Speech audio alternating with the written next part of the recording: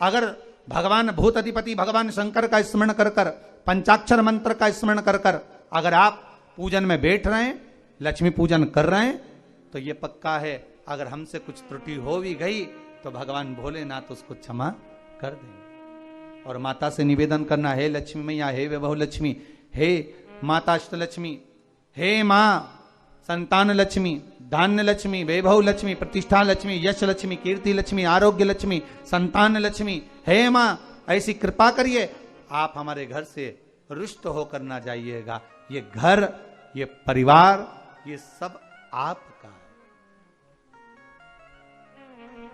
सब आपका है, ये किसी दूसरे का नहीं। मां पूजन करते समय माता लक्ष्मी से जरूर कहें, मां 4 साल हो गए, 2 साल हो गए, ये 2 वर्ष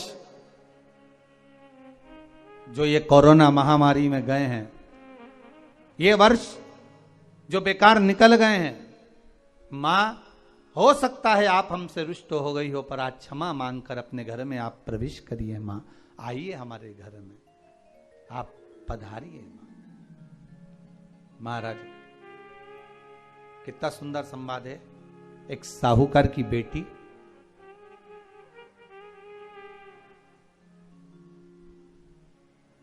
साहूकार की पुत्री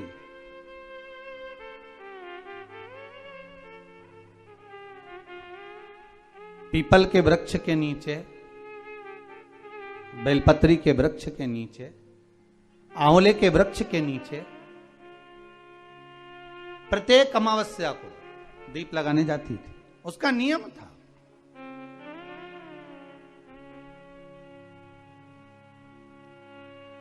साहूकार की पुत्री प्रत्येक अमावस्या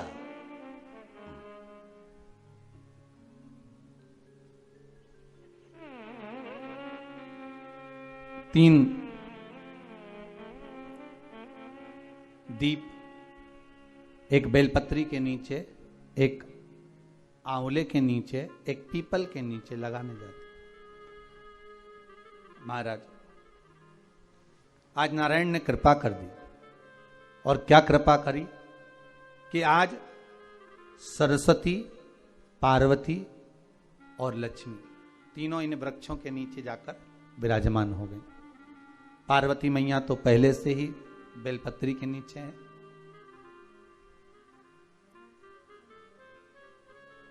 स्वयं सरस्वती मैया, लक्ष्मी मैया आंवले और पीपल के नीचे विराजमान हो गई।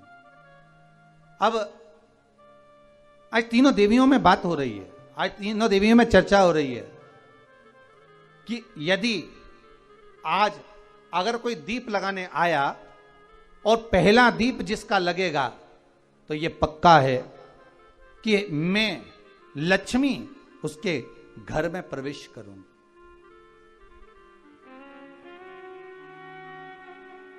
सरस्वती जी बोली, जो पहले बार दीप लगाने के लिए प्रथम में आएगा मैं उससे अपनी सहेली बना लूंगी, उसको अपनी मित्र बना लूंगी। पार्वती जी बोली, जो प्रथम दीप लगाने आएगा, पार्वती जी कहती हैं मैं भगवान शिव से कहकर उनका कल्याण करवा दूंगी।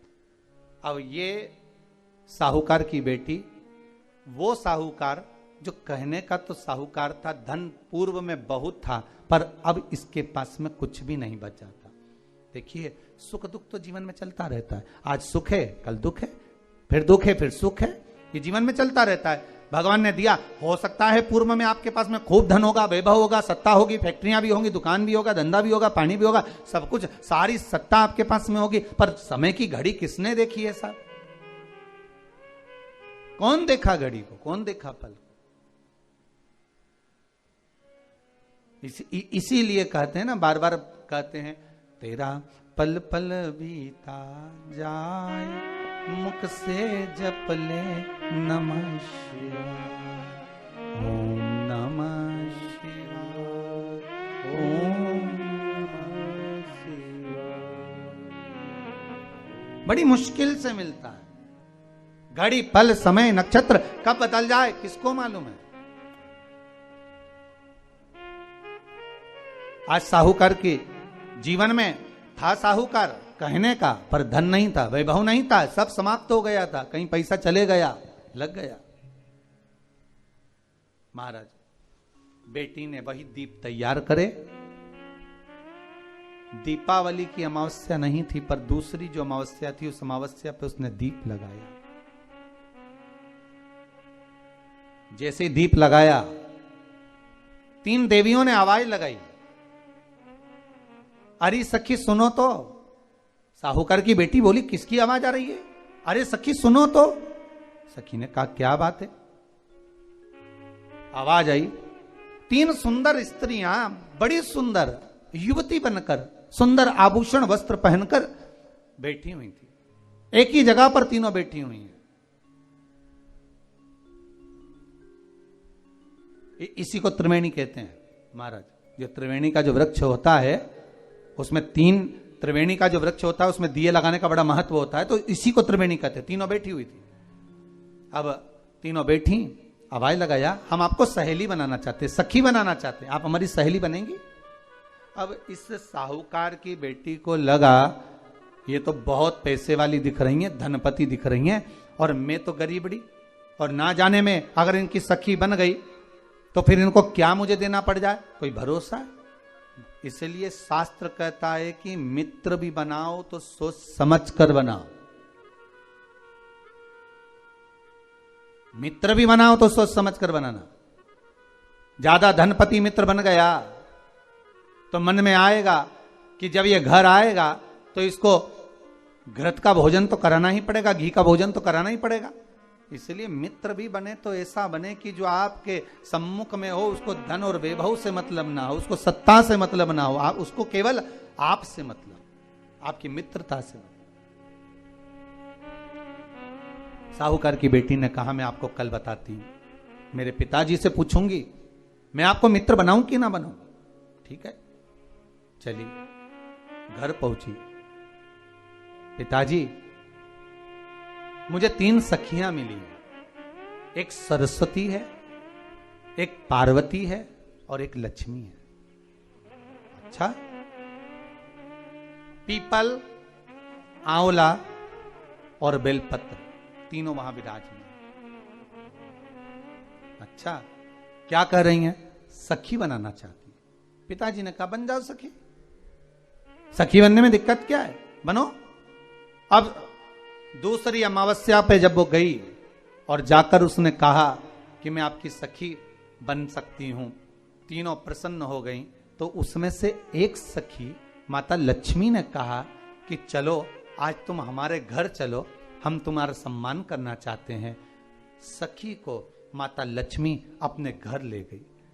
साहूकार की बेटी को जब घर लेकर गई, सुंदर सोने की चौकी, सोने की थाली और सोने के गिलास, पकवान एक से बढ़कर एक माता लक्ष्मी ने जब साहूकार की बेटी के सामने परोसे, इधर माता सरस्वती, इधर माता पार्वती नजदीक में बैठ गई और साहूकार की बेटी पकवान को पाने लगी।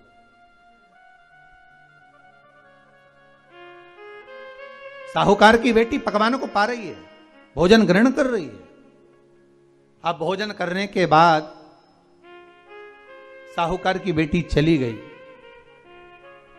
अब जाते से ही माता लक्ष्मी जी ने कहा, सुनो सखी, अगली जो अमावस्या आ रही है, आपको मालूम है वो कौन सी अमावस्या है?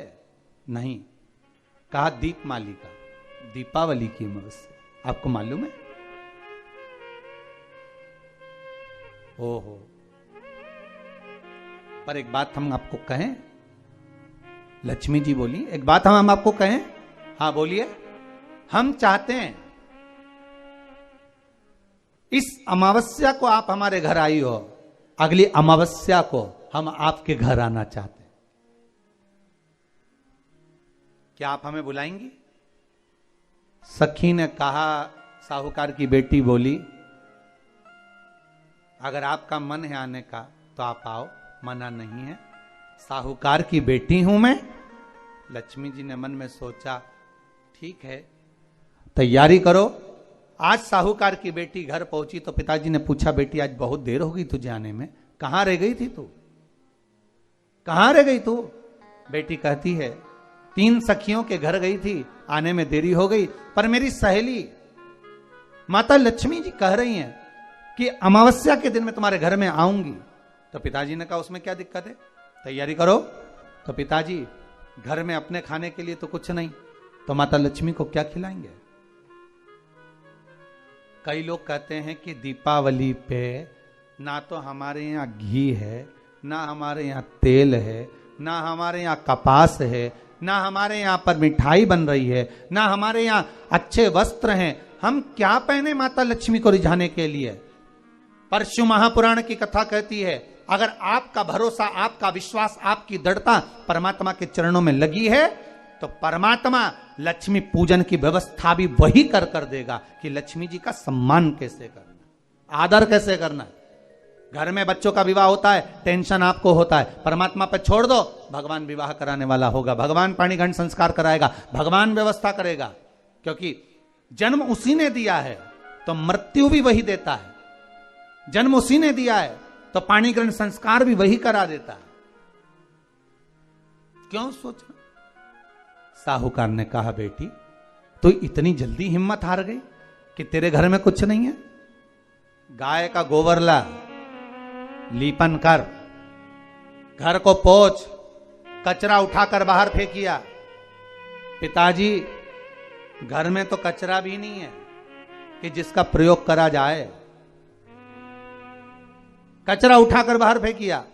चौक पिताजी चौक पूरने के लिए तो मेरे पास में कुछ है ही नहीं, जो दीवार पर पोत रही है वही मिट्टी को पोत दे। चौक पूर। उनके घर गई थी, सोने की चौकी पर सुंदर आनंदमय भाव से बिठाया है मुझे, सुंदर सोने की थाली में भोजन कराया है मुझे, अब मैं क्या दूं। पिताजी कहते हैं अगर लक्ष्मी आपकी सहेली अगर आ रही है, बड़ी धनपति है, तो व्यवस्था भी वही करेगी। अब लक्ष्मी तो जाने की तैयारी में, सरस्वती उनके साथ जाने की तैयारी में, पर माता पार्वती नहीं गई। माता पार्वती ने कहा आज मैं नहीं जाऊंगी। क्यों? आज मुझे अमावस्या का दिन है ना, इसलिए बेलपत्री के पेड़ के नीचे मुझे रहना पड़ेगा। तो माता पार्वती बेलपत्र के पेड़ के नीचे रुक गई।